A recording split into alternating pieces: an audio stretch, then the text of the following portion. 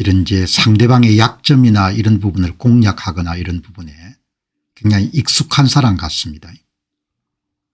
요즘에는 이제 핸드폰을 이용해 가지고 상대방의 대화 내용을 손쉽게 이렇게 여러분들 녹취록을 남길 수가 있으니까 아마 김병기 전 원내대표가 행한 녹취록이 상당히 많은 것 같네요. 그러니까 이제 즉시에 정치판이 원래 그렇지 않습니까? 상대방의 약점을 이용해 가지고 공격하고 이런 부분들이 아주 일상화되어 있기 때문에 이 아연긴장한 사람들이 굉장히 많을 것 같네요. 되게 이제 우리가 사적으로 친밀하다 보게 되면은 뭐 속에 있는 이야기 없는 이야기를 다 주고받지 않습니까? 그래서 이제 오늘 그 문제를 한번 살펴보고 결국 이제 생각이 중요한 거지 않습니까? 사람도 생각이 중요하지만 한 시대를 관통하는 그런 시대 정신이나 이런 부분들이 굉장히 중요한데 민변 출신들이 이제 한국 상하의 요직들을 다 장악한 거죠. 그걸 이제 민변적 세계관이 이제 지배하는 건데 어떻든 간에 시대 변화를 잘 읽고 그것이 건설적인 그런 세계관을 갖지 않으면은 어려움을 당할 수가 있는 거죠. 또 한국은 이제 무역을 해야 되는 나라이기 때문에 세계사 흐름과 이런 역주행을 하거나 이렇게 하면 안 되지 않습니까? 이제 오늘도 투자 섹션에서도 대단히 이제 생산적인 이야기를 많이 나누도록 그렇게 하겠습니다. 자, 이제 오늘 이렇게 한국 문제부터 보시죠. 뭐 그렇게 유쾌한 이야기는 아니지만 그래도 돌아가는 것은 어느 정도 파악을 하고 있어야 되니까 진짜 기급한 사람들 김병기 전 원내대표의 녹취록 공개 당내 권력투쟁 가열화되다 뭐 이렇게 볼 수가 있겠죠. 그러니까 처음에 이제 이 김병기 전 원내대표의 녹취록이 나와 가지고 이렇게 이제 문제가 생겼을 때 제가 이거는 무슨 정치적 의도를 갖고 일부러 이렇게 노출시킨 거구나. 그렇게 이제 개파 간에 아마 상당한 그런 충돌이 있을 것 같다. 이렇게 이제 짐작을 했는데 아니나 다를까 김병기 전 원내대표가 녹취록을 상당히 많이 남겼네요. 그리고 이제 국정원에서 한 20년 정도 잔뼈가 굵은 사람이기 때문에 상대방이 허를 찌르거나 약점을 공략하거나 아니면 자신이 이제 위기에 처했을 때 상대방이 더 이상 공세를 취하지 못하도록 그렇게 브레이크를 거는 그런 수단 가운데 하나가 이제 녹취록이죠. 이제 그런 부분들이 지금 이제 공개가 돼 가지고 시끌시끌하네요. 이제 조선 농객들 가운데 뭐 그래도 정우상 논술위원이 비교적 이제 글을 좀 매섭게 써줘요. 다른 분들 글은 눈치를 많이 본다 그런 인상을 받게 되는데 이런 글을 써도 되나 이런 생각이 들 정도로 정우상 논술위원의 글이 좀 매서운데 김병기 녹취 공개에 진짜 기급할 사람들이 뭐 더불어민주당에 상당히 많을 것 같습니다. 전부 다 녹취를 했다고 보면 되니까. 김병기 벼랑 끝 순간에 갑자기 공개된 녹취록 타깃은 김병기 너머에 있다 이런 내용이 지금 나오고 뭐 이번 사건이 이제 불거졌을 때 현직 대통령의 최측근 당에서 가장 손에 꼽을 수 있는 측근으로 이 김병기 원내대표를 들었지 않습니까? 이제 권력이 바뀌게 되면 농공행상을 두고 개파 간에 이제 암투가 있게 되죠. 이제 그런 부분들이 생각보다 빨리 노출이 된 것 같습니다. 자, 여기 이제 오늘 보시면은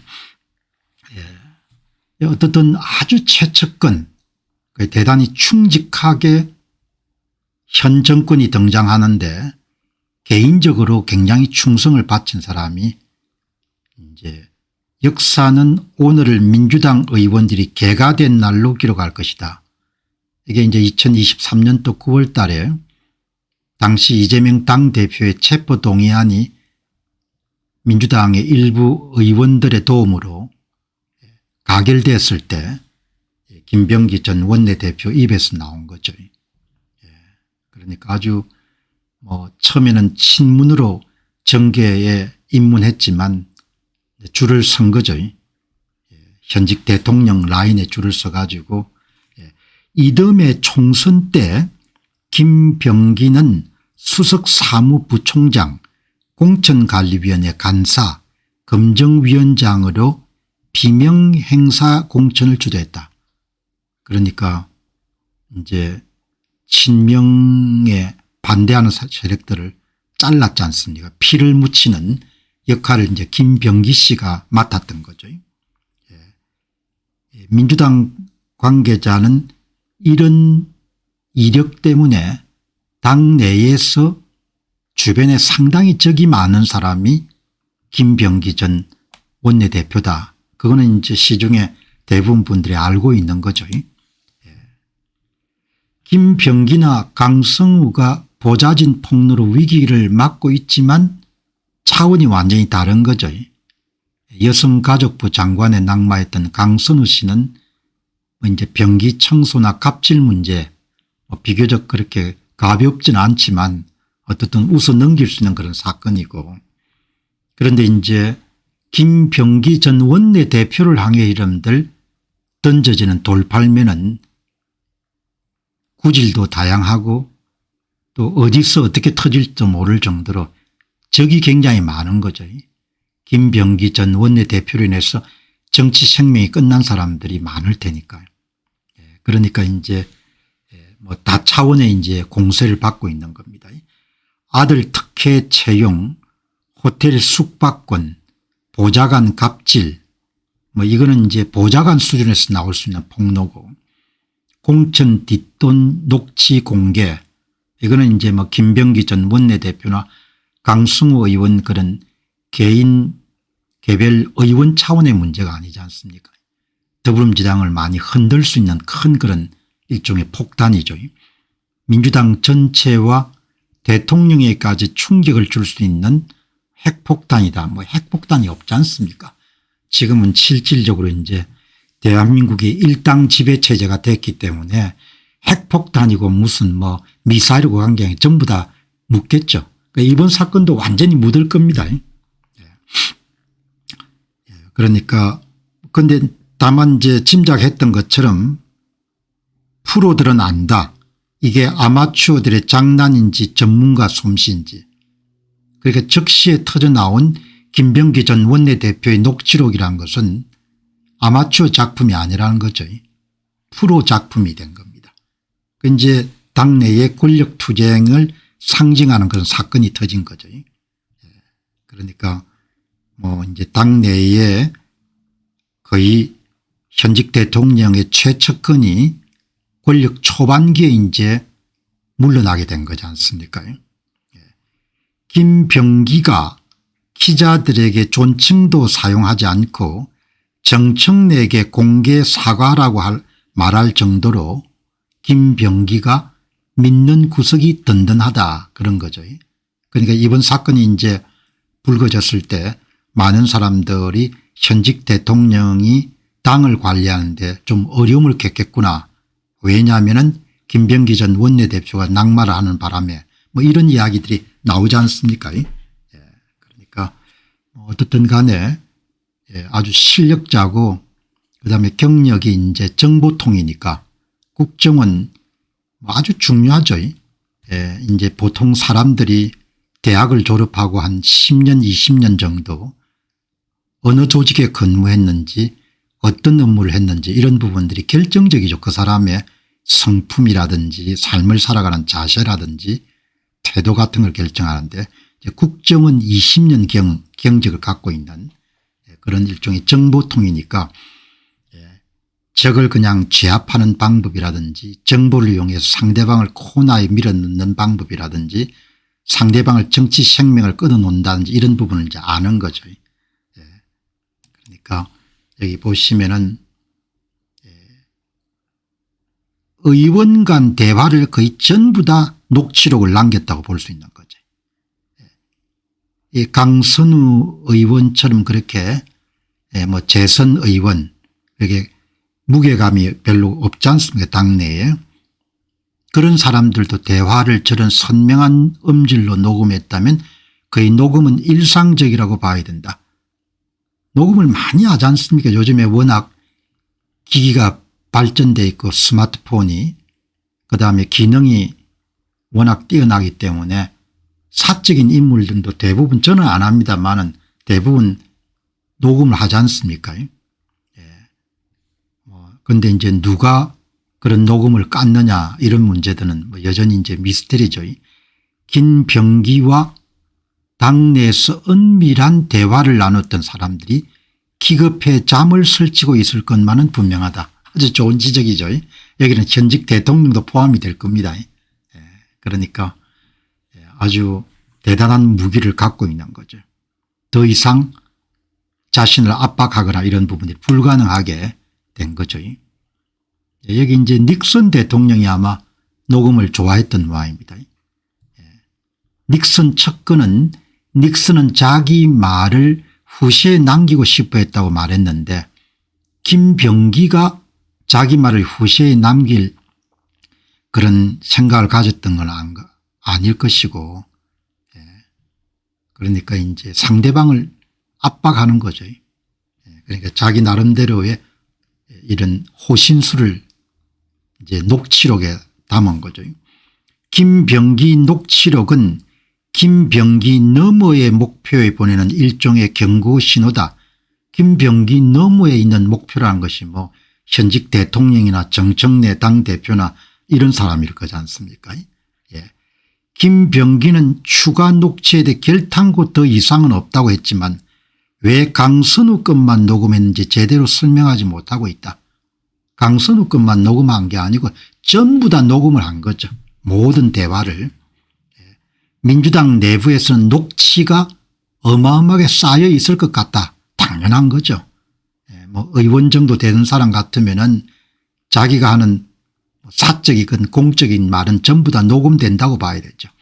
김병기와 사선을 넘나들며 많은 것을 공유했던 인사는 이제 김병기를 벼랑 끝으로 몰아세우기 어렵게 됐다. 탈당을 요구하거나 이런 건 불가능한 거죠. 그러니까 뭐 아주 개인적으로야 칭찬받을 일은 아니지만 자기 나름대로 살 길을 국정원 출신이 어디 가겠냐는 생각이 들었네. 전부 다 녹음을 한 것 같습니다. 61년생이네요. 제가 이제 항상 이렇게 화제 인물을 보게 되면 어떤 사람인가. 국가정보원에서 20년 이상 근무했으니까 정보 전문가니까 이제 과거에 뭐 어느 대통령이라고 이야기를 안 하겠습니다만은 그 대통령도 끝까지 여러분들 휘둘리지 않습니까? 대통령에 관한 정보를 가졌던 인물을 장관을 시켜줄 수밖에 없는 겁니다. 그래서 끝까지 여러분들 영화롭게 지낸 한 검찰 출신 인사가 떠오르요. 그렇게 해서 다 이제 이용하고 그렇게 하는 거니까 뭐 올바른 일은 아니지만 그렇게 이제 보시면 좋겠다 생각이 됩니다. 국정원 출신인 거죠. 그래서 국정원 출신답다. 김병기 전 원내대표의 탁월한 수완. 그러니까 이제 녹취록을 전부 다 갖고 있으니까 탈당하라 이런 이야기는 할 수가 없는 거죠. 그다음에 이제 뭐 현직 대통령하고도 얼마나 많은 대화를 이렇게 나누겠습니까? 뭐 사람이 외모를 보면 딱 나오지 않습니까? 이게 눈빛이라든지 표정이라든지. 이제 여기 보면은 김병기 비리 폭로 탄원서가 김병기 손에 들어갔다니 이러니까 거의 실세였던 것 같아요. 그러니까 이 이재명 정권 등장에 지분이 있는 거죠. 지분이. 뭐 이렇게 이제 이런 사람들은 촉이 좀 서 있을 테니까 이재명 쪽에 이제 초기에 선행 투자 벤처 투자로 이야기하면 1차 투자자에 속하기 때문에 지분이 있는 거죠. 그렇지만 이제 자기가 보호막을 만들어 놓은 거죠. 그러니까 아마 이렇게 이제 이 당 대표실에서 김병기 의원에 여러분들 관한 비리사항을 김병기 손에 넘길 정도니까 뭐 거의 실세였다고 이렇게 볼 수가 있는 거죠. 현재 민주당이 2024년 12월 김병기 의원이 2명의 그런 사람으로부터 정치 헌금성 자금을 3천만 원 수수한 아주 구체적인 정황을 담은 그런 탄원서가 왜 당 차원에서 여러분들 조사되지 않고 그것이 당사자에게 넘겨져서 깔아뭉개졌는가, 이런 문제에 대해서는 현재 민주당 측에서 제대로 이제 해명을 못하는 거죠. 그러니까 이제 그만큼 복잡한 사연이 있는 것 같다, 이렇게 볼 수가 있는 거죠. 지역구 의원들은 김병기 전 의원에게 3천만 원을 줬다는 탄원서를 썼는데 민주당의 이수진 전 의원이 이것을 당시 이재명 대표의 최측근이었던 김현지 보좌관, 현재 청와대 제1부속실장에게 넘겼는데 이재명 전 의원은 이 탄원서가 의혹 당사자인 김병기 의원에게 넘어갔다고 주장하고 있다. 그 이수진 전 의원은 아시다시피 이제 그런 이재명 당시의 당대표에게 그런 좀 본인 듣고 싶지 않은 이야기를 조언을 해가지고 이제 쫓겨났지 않습니까? 민주당은 현재까지는 탄원서가 어떻게 탄원 대상이 되는 사람 손에 넘겨졌는지 이런 부분에 대한 명쾌한 해명을 할 수가 없는 거죠. 그러니까 민주당은 탄원서를 받은 김현지 당시 보좌관이 이를 당 사무국에 전달한 것은 맞지만 이재명 대표에게는 보고되지 않았다. 이거는 뭐 참말이라 보기 어렵죠. 여러분 어떻게 생각하십니까? 이거는 참말일 수가 없는 거죠. 이재명 당대표도 보고받았을 가능성이 높죠. 뭐 보고 안 받았을 리가 없는 거죠. 탄원서가 어떻게 의혹 당사자에게 넘어갔는지 여부는 김현지 보좌관이나 민주당의 사무국에 확인하면은 금방 밝혀질 사안인데도 불구하고 민주당은 이 역시 명확히 설명되지 않는다. 이렇게 보니까 아마 가장 윗선이 관련이 돼 있지 않겠느냐, 그렇게 의심을 해보는 거죠. 그렇지 않고서야 뭐 이렇게 여러분들 당이 움츠리고 있을 이유가 없을 것 같다, 이런 생각이 드는데, 아무튼 김병기 의원 보좌진은 김병기 의원이 2024년 아내의 구의회 업무 추진비 유용 의혹을 내사 중이던 경찰서장과 직접 통화했다고 주장했다. 대단한 거죠. 수사를 받는 사람이 수사하는 사람과 통화했다는 이야기다. 발도 넓고 그런 모양입니다. 경찰은 또 김병기 의원이 경찰 수사 무마를 위해서 경찰 출신인 국민의힘 중진 의원에게 청탁했다는 진술도 확보한 것으로 알려졌다. 이 모두가 놀라운 일이다. 국민의힘의 중진 의원 가운데 경찰 출신이다. 그렇게 하면 뭐 손에 바로 머릿속에 떠오르죠. 그렇게 이제 서로가 또 주고받고 도움을 주고받고 이제 그렇게 하는 모양이네요. 뭐 어떻든 이 사건도 묻히겠죠. 한국은 뭐 저는 실질적으로 일당 지배체제가 개막이 됐다고 보이니까 이번에 이제 검찰이 해체가 됐기 때문에 권력형 비리를 그나마 이제 밝혀주던 검찰까지 이제 해체가 됐으니까 이제 이런 사건들이 전부 다 덮이는 겁니다. 지금이야 이제 언론도 살아있고 하니까 그래도 조금은 이제 보도가 되지만 앞으로는 이제 언론도 이렇게 보도하기가 쉽지가 않겠죠. 지금 수사는 경찰이 하고 있는데 경찰이 권력 수사를 제대로 할 것이라는 도저히 생각할 수 없다. 경찰이 권력 수사를 어떻게 하겠습니까? 검찰도 뭐 상당히 주춤주춤하면서 해왔고 그런데 경찰은 강성우 의원에게 1억 원의 공천 뒷돈을 건넨 의혹을 받는 시의원이 출국할 때까지 출국 금지조차 하지 않았다. 그래서 이번 사건도 뭐 수사 독립성과 공정성을 담보할 수 있는 특검이 불가피하다 이렇게 외치지만 사실상 다 이제 덮을 수밖에 없는 이제 그런 상황이 되는 거죠. 자, 여기 이제 어떻든 국정원 출신입니다. 국정원 출신이니까 20년 정도 국정원에 근무했으니까 몸에 완전히 배어 있을 거라고요. 이제 그런 부분들을 볼 수가 있는, 그러니까 처시에 아주 능한 분인 거죠. 자, 여기 이제 보시게 되면은 이제 슬슬 기지 않습니까? 그죠? 그러니까 이 이제 한국 사람들이 핵을 이고지고 이제 살아가야 되는 거죠. 핵을 가진 사람들이 떵떵 큰 소리를 치고 그다음에 이제 한국의 정치인들이 북한에게 이런 슬슬 기고 중국의 눈치를 비실비실 보는 그런 시대를 이제 살아갈 수밖에 없는, 이렇게 오늘 한중회담에서는 일체 비핵화 통일 논의가 실종이 됐다. 이게 이 정부의 원칙인가. 뭐 이제 한국인들이 기본적으로 이런 정권의 탄생을 이제 묵인할 때 뭐 외교 노선이나 이런 부분에 변화를 있을 거다 이렇게 볼 수밖에 없지 않습니까?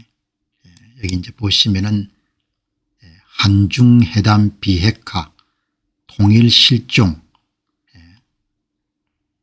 뭐 묵시적으로 북한이 듣고 싶지 않은 이야기는 일체 안 할 테니까 북한이 가장 듣고 싶지 않은 이야기가 비핵화지 않습니까? 그러니까 할 수가 없는 거죠. 이번에도 아마 이제 중국 측에 논의 제안을 했겠지만 중국 측이 말하고 싶지 않으니까 그냥 덮었겠죠. 나라의 독립을 유지하기가 참 간당간당하는 겁니다. 중국은 뭐 한국의 통일 문제를 언급할 필요가 없지 않습니까? 이제 자유주의적 기본 질서를 갖고 있는 국가와 국경을 맞대고 살 수는 없으니까 그러면 이제 당분간 양국의 분리체제를 여러분들 다루는 것이 훨씬 본인들에게 이로운 것이고 그다음에 이제 한국은 얼마든지 자기들의 영향력 하에 둘 수가 있지 않습니까? 한국의 지도층 인사들이 알아서 이런 중국 앞에 누우니까 들어누우니까. 그래서 제 입에서 자주 우리는 정말 남조선 자치구화 되는 것을 주의해야 된다. 이게 그냥 농담으로 할 수 있는 이야기가 아니라 진짜 진담을 갖고 있거든요. 남조선의 자치구화. 여기 이제 보시면은 시진핑은 북한 문제 자체를 거론하지 않았고 비핵화 문제도 이번에 일체 거론하지 않았고 한국 측이 중국 측에 비핵화 논의에 제안을 했겠지만 사전 뭐 의제 조율 과정에서 빠졌겠죠. 작년 11월 경주에 방한한 시진핑 주석도 북한 비핵화에 대해서는 일체 언급을 하지 않았고 중국 측 기본 입장은 북핵 문제에 대해서는 그동안 많은 변화가 있었고 그리고 주변 상황이나 여건이 많이 변했기 때문에 다양한 접근을 검토하고 고려할 필요가 있다. 그렇게 하는 이야기는 뭐 다르게 이야기하게 되면 그냥 북핵을 인정하는 쪽으로 중국 입장에서 북핵을 인정하는 거가 한반도를 분리 통치하는 데는 굉장히 도움이 되는 그런 선택이니까 그렇게 할 것이고 지금 현 정부의 이익과도 일치하지 않습니까? 이익과도 일치한 국민의 이익은 아니지만 현 정권의 이익은 지금 정동영 씨가 하고 있는 그런 처신이나 행보를 보게 되면은 뭘 원하는지 정확하게 알 수가 있는 거지 않습니까? 그 이제 우리 입장에서는 국제 정세와 상관없이 북한 비핵화는 반드시 풀어야 될 과정이다. 과제다. 이렇게 하지만 뭐 이렇게 하기 위해서는 민의가 반영된 지도자의 선출 과정이 공정해야 되는 거죠. 그래야 국민들의 뜻을 받들 것이고 국민들을 어려워할 것인데 그게 이제 무너진 상태니까 국민 뜻을 받들어야 될 필요도 없는 것이고 국민들을 어려워될 필요도 없는 거죠. 그리고 그런 종류의 체제 전환이 일어나는데 많은 지식인들이나 언론사들도 협력하고 협조한 것이니까 그러나 뭐 언론사도 이제 밥을 먹고 살아야 되니까 매일 아침에 좋은 이야기 뭐 이런 이야기를 하는 거죠. 그러나 이런 체제가 등장하는데 크게 기여한 거지 않습니까? 북한이 핵을 보유한 상태에서 대북 제재가 풀리는 악몽이 펼쳐질 수도 있다. 그게 뭐 현실화되고 있지 않습니까? 현실화되고 있는 것이고 뭐 그나마 지금은 미국 측이 이제 지렛대 역할을 해 주지만 보시다시피 미국이 자국 이익을 우선하는 미국 최우선주의 노선 실용주의 노선을 견제했기 때문에 한반도 문제처럼 골치 아픈 문제에 이번에 이런 베네수엘라도 베네수엘라 야권이 기대한 것처럼 자유민주 인권을 우세우지 않지 않습니까? 그냥 야권 함께 여러분들 힘을 줘봐야 군부가 다시 또 쿠데타를 일으키게 되면은 그러면 미국 적 입장이 곤란하니까 그냥 마음에 안 들지만 현재 베네수엘라의 부통령하고 군부의 여러분 협조를 얻어가지고 베네수엘라 여러분들 어느 정도 간접 통치하겠다 그렇게 나오지 않습니까? 그러니까 북한이 핵을 보유한 상태에서 대한민국이 핵이 없는 상태에서 대북 제재가 풀리는 그런 날들이 곧 다가오겠죠. 북한 비핵화를 위해서는 중국의 협조가 필요한데 중국의 입장과 반응이 어떻든 우리 대통령은 언제나 적극적으로 중국의 북한 비핵화 협조를 요청해야 된다. 이거는 당위고 현 정부에 있는 사람들이 그렇게 할 의지가 없는 거죠. 정동영 씨가 정확하게 여러분들 정직한 현 정부의 대북 정책의 의도를 이야기해 주지 않습니까? 지금 정부는 김정은이 싫어하는 것은 언급하지 않으려는 기류가 강하고 김정은은 비핵화를 가장 싫어한다. 그래서 비핵화를 언급할 필요가 없고 언급할 의지가 없는 거죠. 그러니까 꼼짝없이 여러분들 한국은 핵을 갖고 있는 북한을 이고 지고 살아야 되는 그런 상황이 된 거죠. 그렇게 여러분들 지금 돌아가는 것이고 그다음 이제 대남 공세를 여러분들 적극적으로 대남 적화 전략을 적극적으로 여러분들 진행 안 하겠습니까? 한국에서도 생각이 뺐다간 사람들이 많으니까 앞으로 체제가 어떻게 여러분들 바뀌게 될지 알 수가 없는 거죠. 자, 외교는 원칙이고 우리 안보를 위협하는 상대가 싫어한다고 반드시 해야 할 말을 하지 않으면 아무것도 이룰 수가 없다. 그런 상태에서 무엇을 얻는다 하더라도 그것은 가짜일 뿐이다. 이 문장이 굉장히 가슴에 와닿거든요. 가짜일 뿐이다. 전부 가짜지 않습니까? 가짜 아닌 게 어디 있습니까? 조작 아닌 게 어디 있습니까? 사기 아닌 게 어디 있습니까? 그지? 그것이 가짜일 뿐이다. 그 이야기가 가슴에 와닿네요. 가짜죠. 자, 여러분 오늘 다음 주제는 민변적 세계관의 질주. 한국인의 앞날 첩첩산중. 세계관이 어마어마하게 중요하지 않습니까? 세계 역사의 흐름을 개인의 자유가 확장되는 역사고 개인의 기본권이 신장되는 역사로 바라보면은 전체주의 세력하고 손을 잡을 수가 없는 거죠. 이 민변 출신들이 대부분 대륙 세력하고 비슷한 그런 세계관을 갖고 있을 겁니다. 미국은 제국주의고 뭐 이런 식으로 보겠죠. 예. 돈은 나눠서 먹어야 되고 이렇게 하면 보겠습니까? 그런 세계관이 안 바뀌죠. 세계관이. 예. 세계관이 안 바뀌기 때문에 한국이 참 앞날이 어렵겠죠. 어려운데 기본적으로 이 세계관이라는 것이 결국 정책과 제도를 다 바꾸니까. 그런데 이제 한국은 특별한 상황이 무역국가니까 무역국가가 민변적 세계관을 가진다. 좌파적 세계관을 가진다. 세계사 흐름과 여름 역주행하는 세계관을 가진다. 그건 진짜 치명적인 거죠.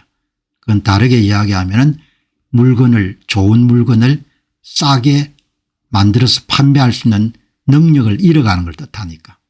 그죠? 민변적 세계관 아주 중요한 겁니다. 이 한국경제신문에서 비교적 이 참 정론을 펼치는 이런 백광엽이죠. 백광엽 논술위원이 장차관 11명이 지금 민변 출신이네요. 민변 출신. 아마추어의 경제관, 낭만적 대북관. 어마어마하게 위험한 거죠. 아마추어 경제관을 가지면 가난해지는 것이고 낭만적 대북관을 가지면 아참이 여러분들 북한에 먹힐 수도 있는 거죠. 이 세계관이 엄청나게 중요한 겁니다.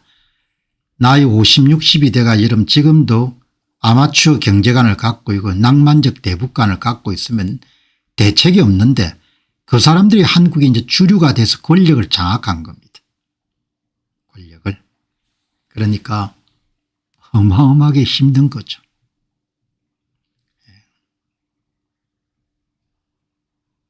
그 부분을 아주 냉정하게 지적했네요. 민변 출신들이 거의 약진을 했네요. 장차관부터 시작해 가지고. 이게 돈을 버는데 도움이 됩니다.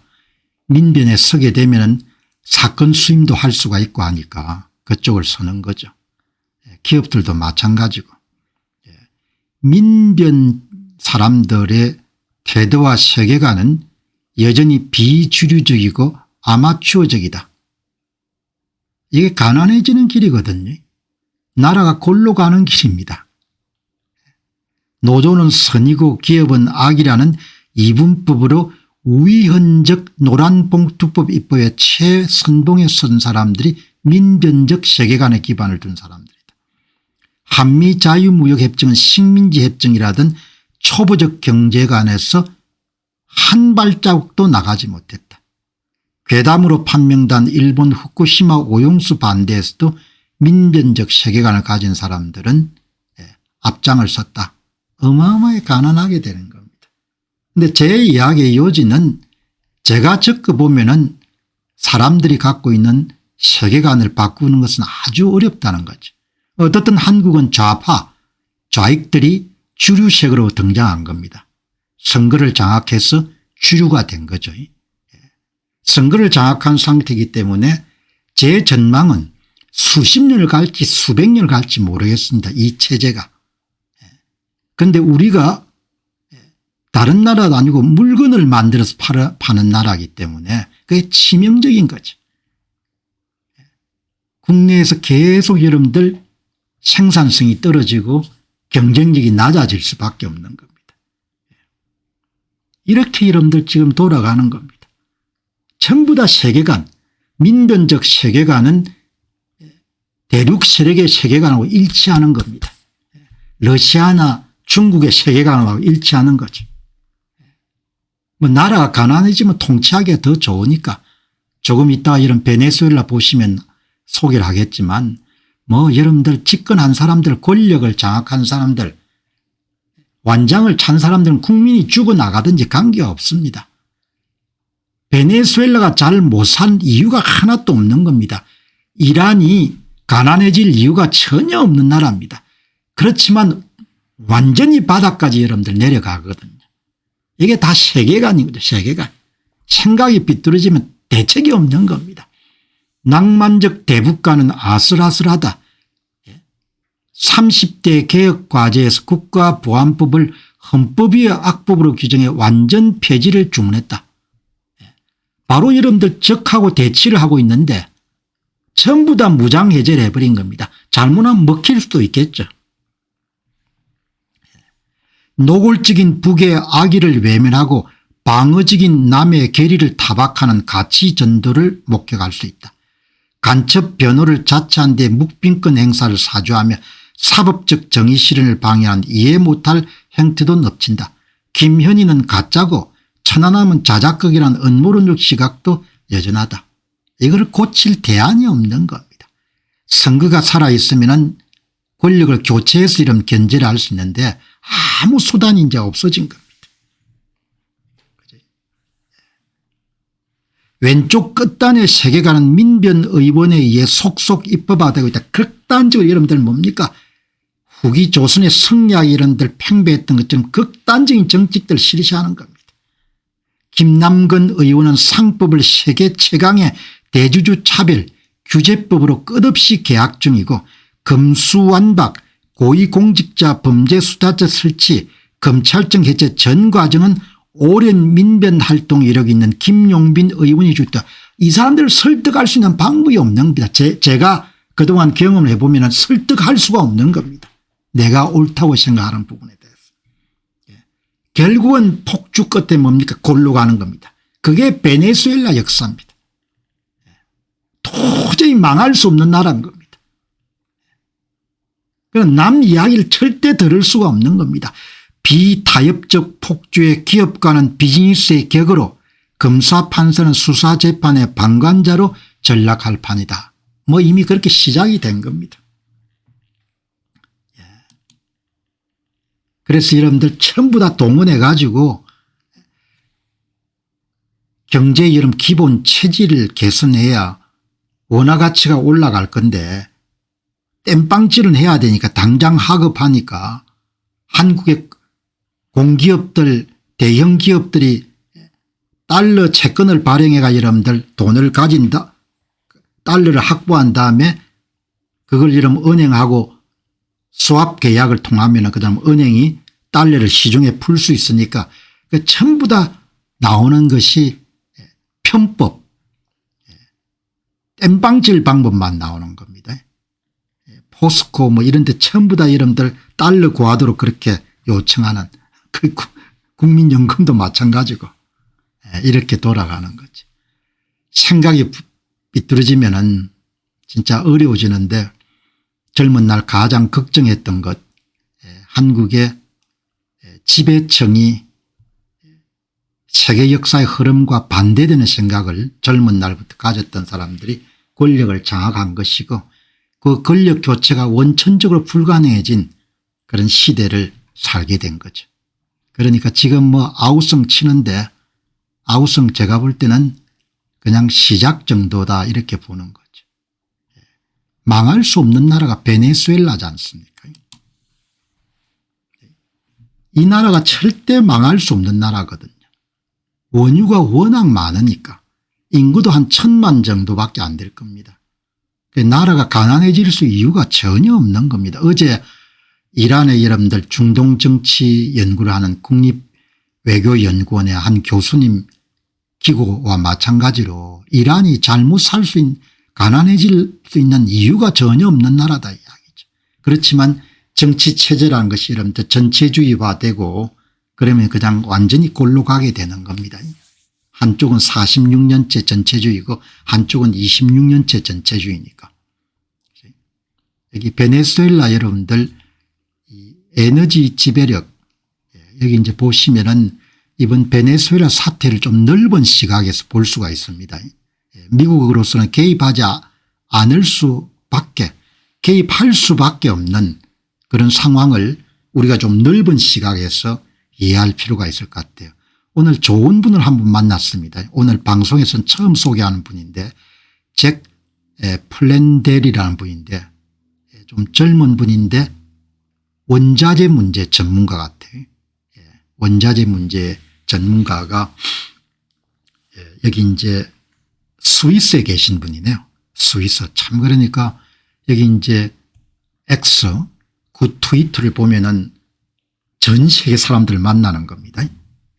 전 세계 여기 이제 보시면은 베네수엘라 이게 아주 베네수엘라 여기 이제 베네수엘라는 쉐브론이 직접 여러분들 영업을 하고 있고 다른 데는 이제 아직은 영업 안 하고 진출할 그런 의향을 갖고 우고 차베스의 혁명 전에는 세계사가 다 참여했는데 이게 이제 오늘 이 마두로의 몰락이 갖고 있는 의미를 이렇게 잘 정리했네요. 미국 석유 기업들의 가치가 폭등을 했습니다. 72시간 만에 미국 주요 석유 기업들의 시가총액이 1000억 달러 130조 원 정도 증가한 겁니다. 시장의 주식을 이때는 봐야 되는 거죠. 시장 반응이 어떤지 가장 정직한 반응이니까. 특히 이제 베네수엘라의 영업활동이 활발한 셰블론이 11%가 올랐네요. 시가총액이.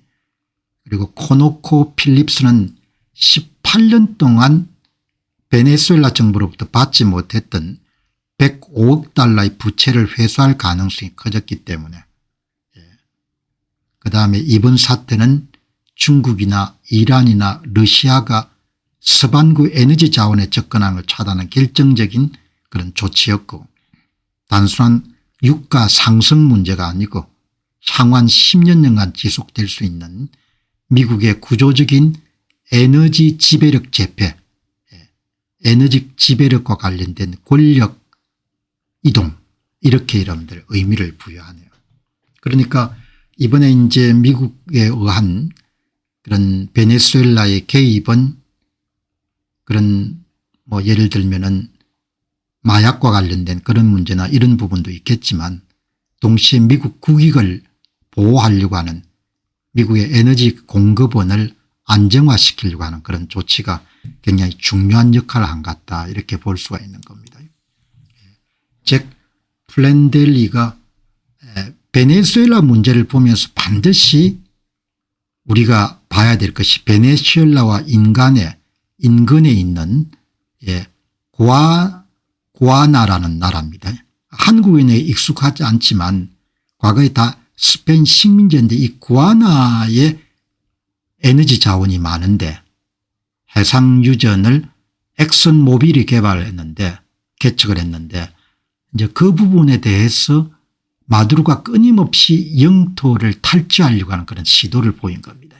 그러니까 이런 부분까지 우리가 이해를 하게 되면은 미국이란 나라가 불가피하겠구나 하는 생각이 드는 거죠. 여기 보시기 바랍니다. 예. 여기 이제 보시면은 여기 이제 아주 중요한 내용입니다. 이게 여기 보시면은 이제 여기가 지금 이 보시면은 여기가 이제 베네수엘라입니다. 베네수엘라. 베네수엘라는 주로 석유가 내륙에서 많이 나옵니다. 이렇게 중진류 끈적끈적한 그런 그리고 이 나라 바로 밑에 구아나라는 나라가 있습니다. 여기 보시면은 여기가 베네수엘라고 이게 구아나라는 나라가 있는데 여기는 내륙에 여러분들 있는 게 아니고 대륙붕에서 여러분들 유전을 발견했는데 이게 큰 유전인 모양입니다. 이걸 엑슨모빌이 컨소시엄에서 주도적인 역할을 해가지고 이게 유전 여러분 광구들입니다. 광구. 구아나 해양 대서양에서 크게 여러분들 유전을 찾아낸 겁니다. 이렇게 스타브로크 블록이라는 이런 긴 그러니까 완전히 대박을 친 겁니다. 엑슨모빌이. 그 여기에 이제 일산 100만 배럴 이상 정도를 생산하는데 이거를 먹으려고 하는 겁니다. 마두로가. 그러니까 두 나라가 아주 인근입니다. 베네수엘라 바로 밑에 구아나 인구도 한 80만 밖에 안 되는 겁니다. 구아나. 그리고 이게 수리남이죠. 여기 수리남은 네덜란드가 식민지를 했고 지금도 수리남하고 이런 네덜란드가 사이가 참 좋습니다. 네덜란드가. 그러니까 아마 여기가 전부 다 해양시대 때 포르투갈은 브라질이 먹고 베네수엘라는 스페인이 먹고 수리남은 네덜란드가 먹고 그런 이제 역사적 배경이 있는 거죠. 구아나. 조지 타운이 여러분들 수돈 모양이네요. 여기 이제 여러분 해상에 큰 유전이 발견이 된 겁니다. 이 유전들이 어마어마한 유전인 겁니다. 그래서 오늘 나온 김에 여러분 보시죠. 예. 베네수엘라고 가이아나, 가이아나로 부르네요. 구아나가 아니고 가이아나 2860만 명, 베네수엘라 1000만 명보다 훨씬 많네요. 나라 크네요. 가이아나가 80만 명, 이 나라를 먹으려고 하는 겁니다. 1인당 국민소득을 이렇게 석유가 풍부한 나라에서 3,000불 정도 되는 겁니다. 완전히 그냥 나라를 박살 내버린 겁니다. 가이아나가 여러분 3만 불 정도. 석유 매장량이 여러분 베네수엘라가 세계 1위입니다. 사우디아라비아도 많습니다. 3,030억 배럴, 가이아나가 110억 배럴. 이렇게 석유가 많은데 나라가 여러분들 완전히 박살이 났으니까 이 여러분 일일 생산 양이 110만에서 120만 배럴 밖에 안 되는 겁니다. 가이아나는 90만에서 100만 배럴 정도니까 이거를 먹으려고 한 겁니다. 먹으려고 하는 거니까.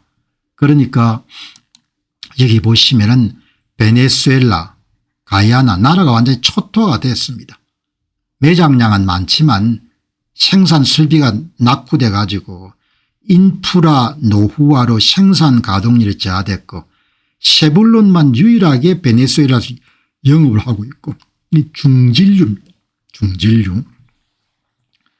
이제 여기 가이아나는 대륙붕에서 좀 찾아낸 것이 경질류 고급 품질의 여러분들 원유죠. 세계에서 가장 중요한 신흥석유 요충지입니다. 서방구 에너지 안보와 직결된 미국의 핵심 투자처입니다. 가이아나는 한참 여러분들 성장하는 나라입니다. 석유가 여러분들 어마어마한 대박이지 않습니까? 마두로 체포 이전까지 베네수엘라는 가이아나의 영토의 상당 부분을 3분의 1을 자국 영토라고 주장하면서 110억 배럴 규모의 석유 자원을 탈취하려고 시도해왔다. 미국의 개입이 이런 부분도 크게 여기 이제 가이아나는 살기 위해 가지고 대단히 친미 국가입니다. 서방구에서 가장 강력한 친미 성향을 띠는 국가 중 하나고 미국의 남부 창이라고 불리고 군사협력 확대 의향서를 맺어 가지고 마두로 위협에 대처를 해온 거죠. 그러니까 미국의 에너지 재편 전략의 일환으로 굉장히 중요한 가이아나의 기록적인 경제 성장을 이끄는 해상유전 스탁블록 강구는 스탁블록 강구입니다. 스탁블록 강구는 미국 최대 석유 기업인 엑슨모빌이 주도하는 컨소시엄에 의해서 운영되고 있다. 2026년 1월 미국에 의한 마두로 체포가 일어난 직후에 가이아나 정부는 이것을 민주주의 규범을 수호하는 조치라고 공식적으로 환영했다. 80만 정도 되니까 먹을 수 있겠죠. 그걸 이제 사전에 차단했다 이런 부분들을 우리가 이제 국제적인 이슈를 이해할 때 도움이 되지 않겠냐 그렇게 봅니다. 여러분 내친 김에 베네수엘라 문제를 한번 들여다보죠. 정치가 왜 중요한지 체제가 왜 중요한지 국민들이 선거를 통한 권력 교체의 필수적인 참정권을 실질적으로 잃어버렸을 때 국민들이 얼마만큼 여러분들 비참하게 되는지를 보여주는 나라가 베네수엘라입니다. 베네수엘라는 가난해질 이유가 전혀 없는 나라입니다. 왜? 석유를 갖고 있기 때문에. 그러나 체제가 바뀌면은 국가가 전체주의 체제가 되고 국민들이 선거를 통해서 권력을 교체할 가능성이 없어지게 되면은 이렇게 비참하게 됩니다. 한국 사람들에 비해서 비교할 수 없도록 격렬하게 베네수엘라 사람들이 지난 20년간 투쟁했습니다. 그러나 미국의 개입 없이 그냥 희망이 없었던 겁니다. 베네수엘라가 여러분들 놀랍게도 1등입니다. 3,040억 배럴입니다. 3,040억 배럴. 그러니까 2위인 사우디아라비아가 2,980억 배럴 현존 확인된 그런 부존 양 중에서는 베네수엘라가 세계 1위입니다. 1위. 그리고 잭 플랜델리 이 원자재 전문가 스위tzerland에 활동하시는 분입니다. 이번 마두로 체포는 단순하게 레짐 체인지 권력 교체가 아니고 이것은 수십 년간에 걸쳐서 가장 큰 더 비기스트 에너지 파워 시프트 에너지와 관련된 권력 이동에 해당합니다. 그렇게 의미를 부여했네요. 그래서 이제 이렇게 글을 썼는데 이게 테이블이 아주 여러분들 중요한 정보를 갖고 있네요. 이렇게 부유한 나라가 완전히 골로 갈 수 있는 것을 너무나 생생하게 보여주기 때문에 베네수엘라는 2015년 이후에 우고 차베스 혁명 이후에 경제 규모가 75% 이상 축소가 됐습니다. 2600만 정도 국민들 가운데 3분의 1이 연고가 있는 스페인이나 남미, 미국, 캐나다로 여러분들 다 탈출한 거죠. 국민소득이 3,000불 수준이니까 얼마나 여러분들 연산 350만 배럴 정도 생산하던 설비가 100만 배럴로 내려간 겁니다. 석유 자금은 전부 다 여러분들 위에 놈들끼리 다 해먹는 겁니다. 그죠? 여기 보시게 되면은 오늘 이걸 보시게 되면은 아주 멋진 그런 테이블입니다. 이 그래프 보시죠. 이걸 보시게 되면은 1990년대 우고 차베스가 사회주의 혁명을 기치로 내걸고 여러분들 그 당시에 1일 350만 배를 생산한 거죠. 그렇게 1990년대에 비해서 지금은 정제 기술이 얼마나 발전됐겠습니까? 근데 지금은 여러분들 100만 배럴 정도로 처리할 수 있는 겁니다. 잠재력은 700만에서 1000만 정도까지 여러분들 올릴 수가 있다고 합니다. 모든 설비가 현대화되면. 국민들이 여러분 이렇게 죽어나는 겁니다. 세계 최대 규모의 확인된 석유 매장량을 보유하고 있으나 관리 부실, 투자 부족, 제재련의 생산량이 1990년대 정점이었던 1일 350만 배럴에서 현재 1일 100만 배럴 수준으로 급감했고 경제 규모가 75% 이상 축소됐고 인플레이션은 3000%에 달하고 안정적인 환경과 투자가 뒷받침될 후에 1일 700만에 1000만 배럴까지 가능한 엄청난 잠재력을 갖고 있는 국가입니다. 체제가 그렇게 중요한 겁니다. 체제가 무너지게 되면은 그러면은 상상할 수 없는 일들이 일어나는 거죠. 여러분들 오늘 이 테이블이 워낙 베네수엘라 이렇게 이야기하는 베네수엘라를 이야기하는 도움이 되기 때문에 여러분 보시죠. 여기 원유 천연가스도 많이 갖고 있습니다. 라틴 아메리카 전체 60% 정도 석탄도 남미에서 4번째로 많이 갖고 있습니다. 천혜의 자원을 갖고 있는 나라인 거죠. 이제 앞에서 말씀드렸다시피 전성기에 350만 배를 매일 생산했는데 지금은 100만 배를 대규모 투자가 이제 이루어지게 되면은 350만 배를까지 올릴 수가 있다고 그러네. 러시아, 이란, 중국들이 다 여러분 다 참여해 가지고 뭐 예를 들면 군사 고문단 파견, 그다음 군사 요원 파견, 그다음 군 장비 제공, 그다음에 여러분들 이렇게 돈을 받아 가지고 석유와 관련된 이권을 누리는 그런 상황이 벌어지고 있는 겁니다. 그리고 투자를 계속해야 되지 않습니까? 대부분 50년 이상 노후화된 송유관이 3440km네. 송유관에 이게 노후화가 돼 가지고 여기 보시면은 여기 베네수엘라의 유전을 보시게 되면 되게 내륙이지 않습니까? 이렇게 내륙에서 이게 한 3440만 40km 정도에 그렇게 돼 있는. 투자를 안 하니까 이란도 물 위기가 투자를 안 하지 않습니까? 정치 체제가 무너지게 되면 국민들이 이렇게 죽을 고생을 하는 겁니다. 잘 살 수밖에 없는 나라인데 이렇게 나라가 여러분들 엉망진창으로 돼 가지고 국민들이 정치 체제에 대해서 관심을 가지고 노력을 해야 되는 거죠. 그렇지 않으면 이렇게 비참하게 되는 겁니다. 다음에 여러분들 오늘 젠슨 황이 최근에 한 이야기를 한번 들어보시기 바랍니다. 어렵다 하지만 시대는 엄청난 시대가 된 것 같아요.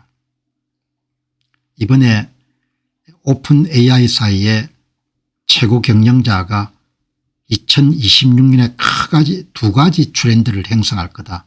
하나는 기업들이 적극적으로 업무를 수행할 수 있는 AI 에이전트를 받아들이는 거하고, 다른 하나는 AI를 이용한 과학 연구가 굉장히 활발하게 될 것이다. 그런 이야기를 했지 않습니까? 오늘 하산이란 분이 그런 이야기에 더해 가지고 젠슨 황이 갖고 있는 비전을 한번 여러분들 이야기하는 것을 여러분들과 공유할 필요가 있겠네요. 향후 5년 이내에 인터넷이 20년 동안 만들어낸 자산가들보다도 더 많은 자산가를 만들어낼 것이다. 프로그래밍을 하는데 비용이 들지 않는 시대가 됐으니까 창업이 굉장히 쉬울 것 같아요. 좋은 아이디어를 가지고 엄청난 부를 단시간 내에 만들어낸 계층들이 늘어날 거란 이야기입니다. 그러니까 또 다르게 이야기하게 되면은 투자자들에게는 투자를 할 수 있는 성장주나 기술주나 반도체 주식이나 뭐 생명공학 주식이나 이렇게 성장 주식의 수익률을 높일 수 있는 대단히 좋은 그런 기회가 온 거죠. 그러니까 어둡게만 볼 필요는 없는 겁니다.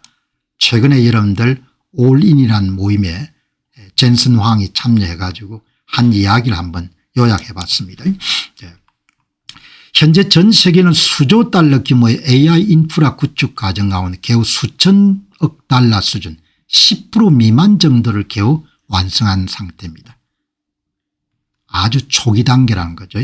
인터넷 붐이 10억 단위의 부를 만들었다면 AI 붐은 조 단위의 부를 만들어낼 것이고, 앞으로 5년 이내에 인터넷 20년치보다 더 많은 자산가를 배출할 것으로 예측합니다.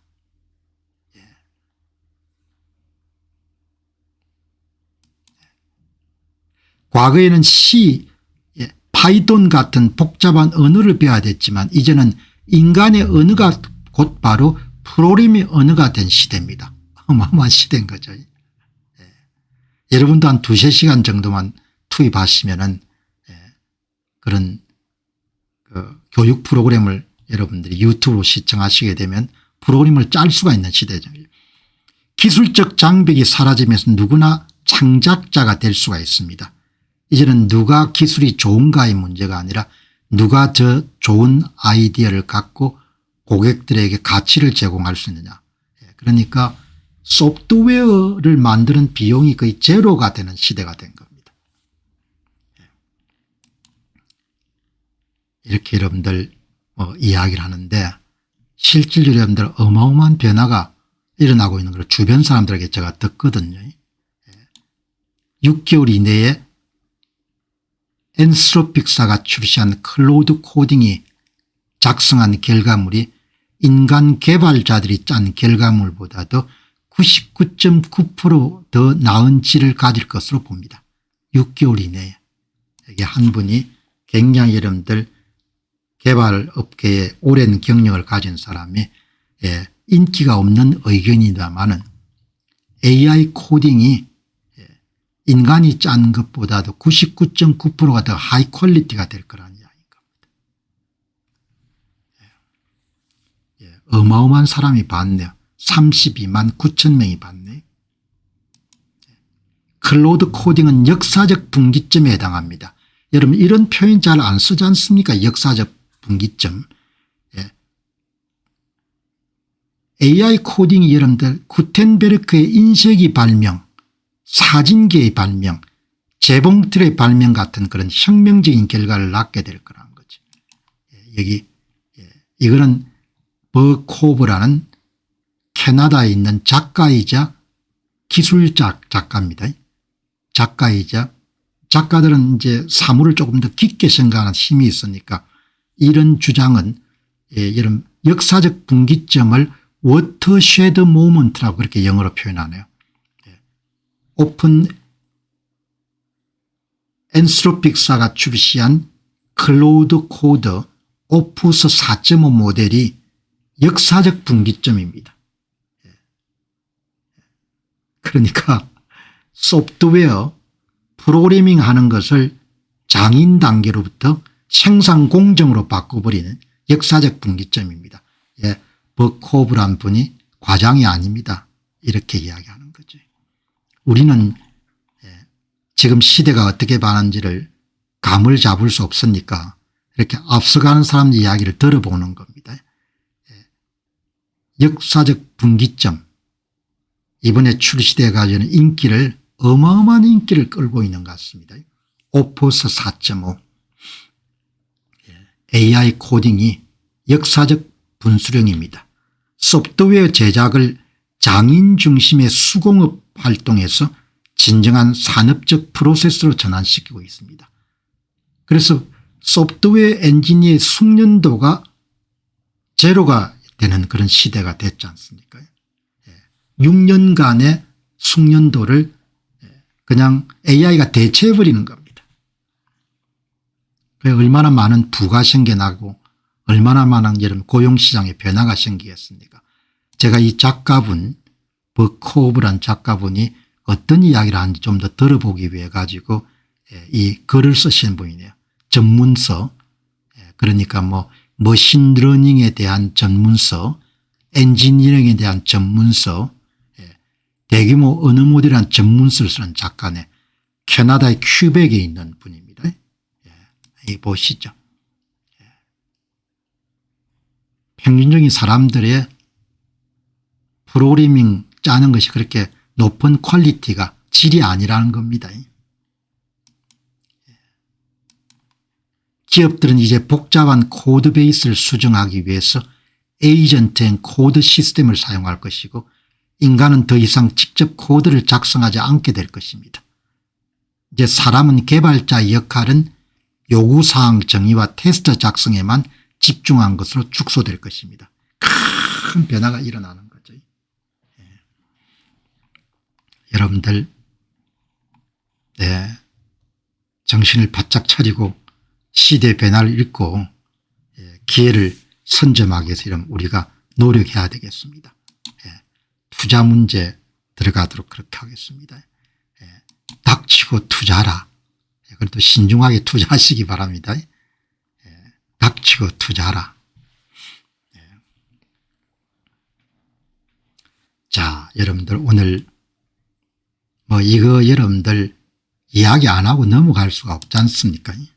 이분은 지오바니 박사시고 이분은 스테판